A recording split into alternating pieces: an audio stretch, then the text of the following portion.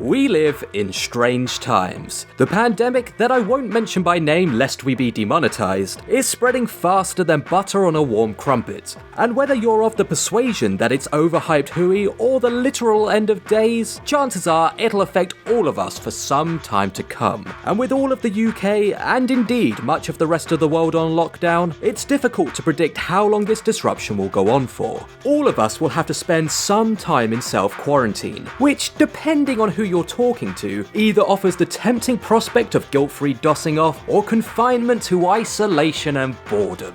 If you are worried about cabin fever, fret not. We've compiled our definitive list of the best movies to watch while stuck indoors. So pop open a bottle of Lucozade, grab a pack of tissues and put your feet up as we run down our picks. Starring Ryan Reynolds as a truck driver who gets abducted and buried in the Iraqi desert, Buried will make you go from feeling cooped up to downright agoraphobic. Armed with little more than a mobile phone and a lighter, Reynolds' Paul Conroy has to race against time to negotiate between his captors and those they're demanding ransom from, lest he be left to rot in his grave. It's a testament to Rodrigo Cortez's directing that the 95-minute runtime flies by, despite all shots taking place from within the coffin. It's a nuanced psychological thriller of Hitchcockian finesse, and will make your bedroom feel 10 miles wide by comparison. The most interesting take on the zombie outbreak formula for the past few decades, 28 Days Later is one of the very few films that transcends the genre. From the opening scenes of Jim wandering a deserted central London to the scathing critique of the fragility of patriarchal society, personified by Christopher Eccleston's Major Henry West, it's a film that balances heady concepts with a thrilling plot. It also really helps to kill the boredom to think you're isolating yourself from a zombie invasion. 28 Days Later will definitely add some meat to this fantasy. Another classic exploring the theme of a mind-altering virus alien thingamajig, The Thing might be the best entry in John Carpenter's iconic filmography. Starring a bearded Kurt Russell, an alien parasite is uncovered by a research team in the polar wilderness, and quickly gets to work taking over the bodies of our American researcher friends. Utilising arguably the best practical creature effects ever committed to film, The Thing combines visceral violence, a chilling sense of isolation, and disorientating confusion as you struggle to keep track of who's human and who's alien. A situation oddly reminiscent of our own, given we have no idea who's infected by our invisible interloper. Mind you, I haven't seen any head spiders yet.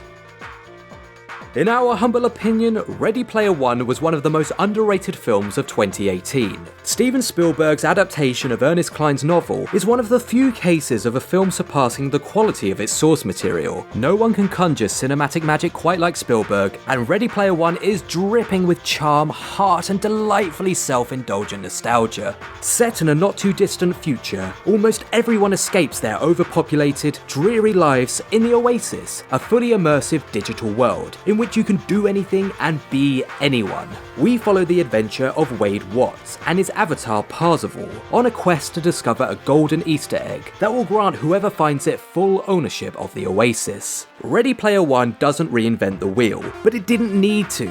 Instead, it serves as perfect popcorn flick escapism, and if you believe the news, a look into the digital-only world we'll soon all be living in. A largely forgotten relic of the early 2000s, Osmosis Jones is definitely worth a rewatch. Combining live action and animation in a way rarely seen nowadays, the film centres around Osmosis Ozzy Jones, a wisecracking white blood cell, and his buddy Drix, a cold and flu tablet voiced by the other guy from Frasier.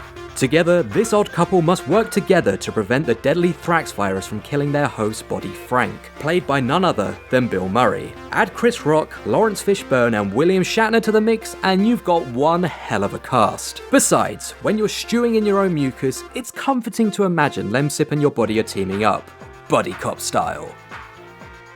Another Spielberg film, albeit a much more divisive one, 2005's War of the Worlds is, in many regards, a flawed masterpiece. Taking the basic premise of a surprise invasion of Earth by the technologically superior Martian race, we focus on Tom Cruise's plight to save his family and find safety. It's a pretty threadbare plot, but where the film excels is the way Spielberg and team incorporate many contemporary elements into the Victorian source material. It's easy to forget that War of the Worlds was released just a few few short years after the 9/11 attacks, and the influence of this tragedy is poignantly woven into the narrative. After the initial attack of the first Martian tripod, civilians walk around lost and aimless, their faces grey with the dust of the carnage, a scene eerily reminiscent of the news coverage from New York. Even the manner in which the Martian vehicles first appear from under the earth is allegorical of the way the enemy can come from within, hidden in plain sight the whole time. When you compare this to similar films released before 2001, the impact is even more stark. For example, the destruction of the White House in 1998's Independence Day is played off for laughs. Sure, War of the Worlds falls apart in the third act, but up until this point it's a powerful retelling of H.G. Wells' classic, and a reminder that we need viruses to protect from the occasional alien invasion.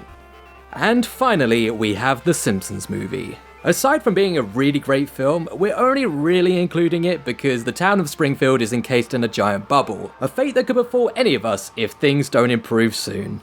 And that's a wrap on our top 7 films to watch while in self-quarantine. Have we missed your favourite? Let us know in the comments below, and don't forget to like, share and subscribe for more great videos every single week. Stay safe out there, friends. Catch you next time.